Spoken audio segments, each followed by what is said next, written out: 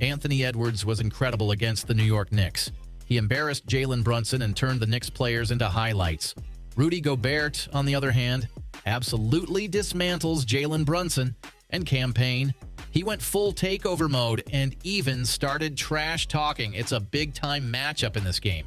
The New York Knicks are going head-to-head with the Minnesota Timberwolves. No Karl Anthony Towns and no Dante DiVincenzo this game.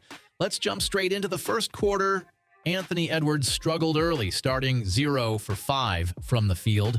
Meanwhile, Jalen Brunson was on fire, going 4 for 4 with 10 points to give his team a 1-point lead. But after the first timeout, at the 6-minute mark, the Wolves were ahead thanks to Mike Conley, who already had 10 points without missing a shot. The score was 17-13.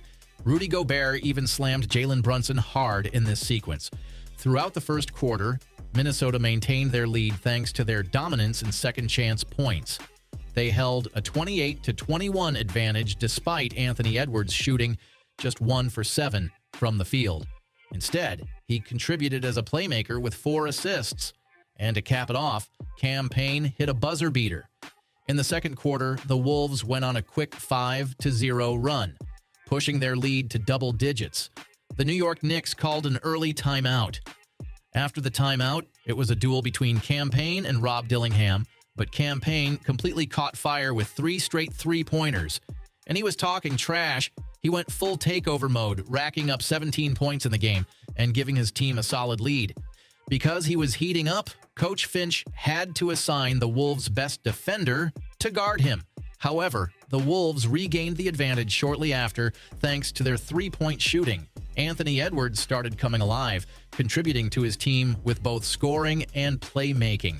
In the final minutes, Edwards took over, breaking down the Knicks' defense and leaving Jalen Brunson in the dust with a nasty crossover move.